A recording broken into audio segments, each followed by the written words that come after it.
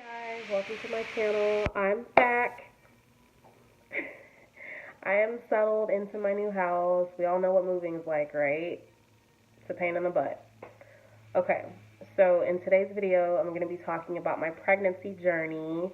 Some of my followers have been asking, questions about what I dealt with, what I went through in my pregnancy.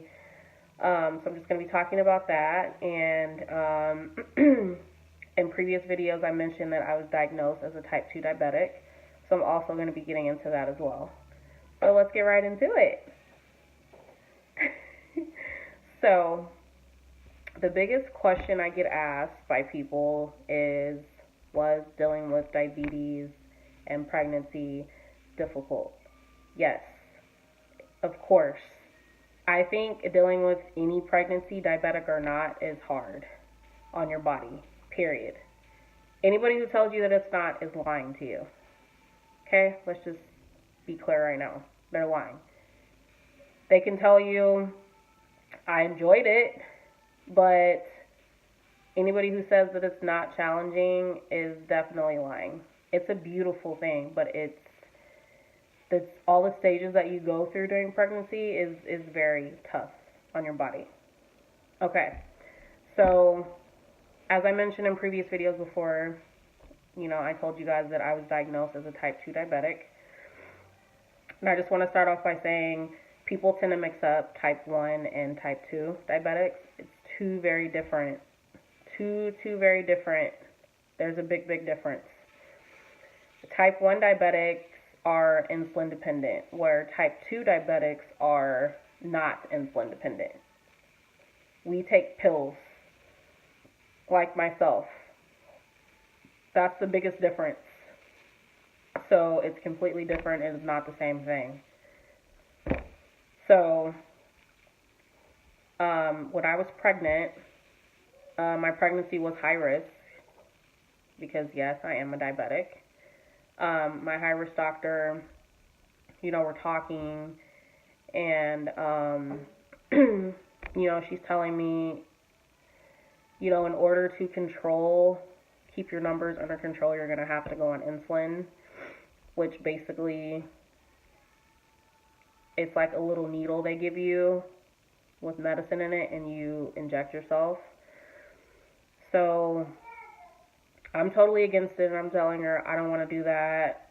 I don't like needles, and she's telling me that's going to keep your numbers under control. But just the pills alone aren't going to do it. This was just because I was pregnant. So along with the pills that I was taking, also adds on the insulin. So I'm nearly in tears because I'm like, I don't want to do that. I don't want to, inject myself with the needle. I don't like needles. And she said that's going to keep your numbers from getting crazy out of control. And of course she's like, you don't have to do it, but I mean, it's going to be beneficial for you and your baby. And I initially start tearing up, and I walk out, and my husband's like, what's wrong? And I'm like, she just told me I'm going to have to go on insulin in order to keep my numbers down, like under control. And he's like, oh, it's okay, babe. Don't stress yourself out. He was like, you can either, it's only going to be temporary.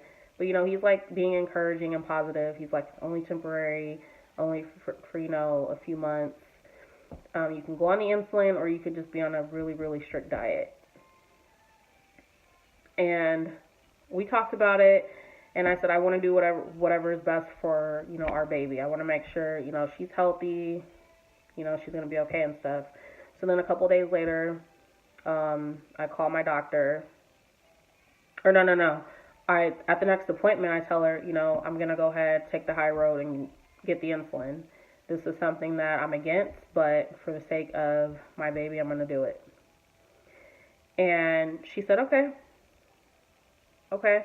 So she gives me the stuff, and she tells me where to go get it from, and I go pick it up, and, I'm doing it, and I'm like, okay, this isn't that bad, but it's still a needle that I have to, inject myself with. So, after meals, before meals, I would have to do it. It was just nerve-wracking, like, just having to do that, plus, because I was on 3 pills a day, plus 3 injections a day.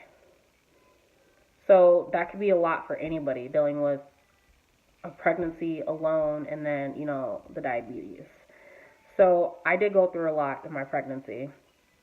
Pregnancy can look easy, but it's really, really tough. Imagine putting all of that into the mix. It was definitely difficult for me. There were days where I wanted to just give up. Like, I don't want to do this. I can't do this anymore. Like, it's very, very stressful. But me having that support system, my family, my husband telling me, you can do it. It'll be okay. That really helped me a lot as far as getting through it. But I do deal with a lot of negative comments and get a lot of questions. Like, people ask me, like, people say, oh, well, you're going to have a big baby because you're diabetic. Because statistics say that. Well, I'm here to tell you that that's not true. That's a lie. My daughter was nowhere near big when she was born. She was about 7 pounds at birth. She was perfect weight. So I'm here to tell you that statistics is not always true. It's not. So don't believe what you hear and what you say. Don't believe what you hear and don't believe what other people say. Because statistics are not always true. It's not always the case. Yes, I'm a diabetic, but my baby did not come out fat at all. Because I had doctors telling me, she's going to come out a little bit on the bigger side because you are diabetic. But they were wrong. Because in the ultrasounds, they would tell us, my husband and I, oh, well, her stomach looks a little bit bigger than the rest of her body, so she's going to come out a little bit on the bigger side. And we're like, okay, is that going to be something that we really need to be concerned about? And they're like, no, we're just letting you know, common courtesy. And we're like, okay.